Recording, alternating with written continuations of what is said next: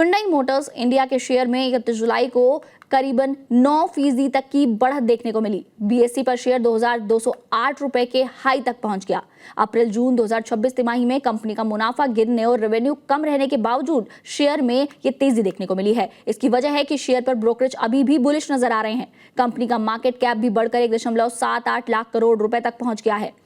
जून 2026 तिमाही में Hyundai motor India का शुद्ध कंसोलिडेटेड मुनाफा सालाना आधार पर 35% घटकर 888.62 करोड़ रुपए पर आ गया।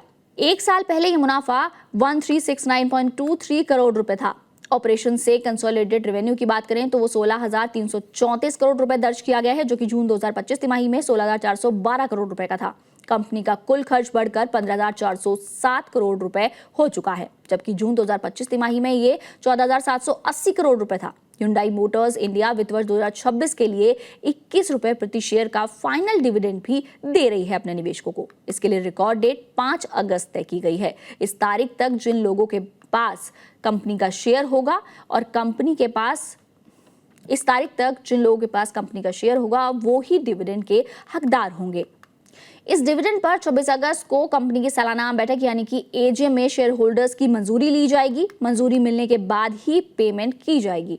Hyundai मोटर्स इंडिया शेयर पर ब्रोकरेज की राय की अगर बात करें तो CLSA ने इस पर 2300 रुपए के टारगेट प्राइस के साथ स्टॉक पर आउट परफॉर्म की रेटिंग को बरकरार रखा है और उसे दोहराया भी है। CLSA ने कहा है कि Hyundai का EBITDA मार्जिन 9.3% रहा, जो उम्मीद के मुताबिक था। एडजस्टेड ग्रॉस मार्जिन पिछली तिमाही के मुकाबले 40 बेसिस पॉइंट्स कम रहा। ब्रोकरेज ने कहा कि कीमतों में लगातार बढ़ोतरी, डिस्काउंट में कमी और लागत कम करने के उपायों से कंपनी को कमोडिटी की लागत के दबाव के बावजूद ग्रॉस मार्जिन को मैनेज करने में मदद मिली है। कमोडिटी की कीमतों में उतार चढ़ाव के बावजूद कंपनी ने अपने मार्जिन गाइडेंस को दोहराया है। नोमुरा ने Hyundai मोटर इंडिया के स्टॉक पर बाय रेटिंग बरकरार रखी है और टारगेट प्राइस को 2,498 रुपए तय किया है। ब्रोकरेज का कहना है कि Hyundai का पहली तिमाही का EBITDA मार्जिन उम्मीद के मुताबिक ही रहा है। उम्मीद है कि जुलाई सितंबर 2026 में 2 नए मॉडल लॉन्च होने पर कंपनी का प्रदर्शन और बेहतर होगा। नोमुरा का कहना है कि वित्त वर्ष 2027 की दूसरी छमाही से कंपनी की ग्रोथ इंडस्ट्री की ग्रोथ से बेहतर रहेगी। वहीं मोतीलाल ओसवाल फाइनेंशियल सर्विसेज की अगर बात करें तो इसने भी Hyundai मोटर इंडिया पर बाय रेटिंग को बरकरार रखा है और टारगेट प्राइस को 2,334 रुपए प्रति शेयर तय किया है। ब्रोकरेज का कहना है कि जून तिमाही का शुद्ध मुनाफा उसके अनुमान से काफी ज्यादा रहा है। कमोडिटी की महंगाई और कम वॉल्यूम के कारण EBITDA मार्जिन पर थोड़ा असर पड़ा है।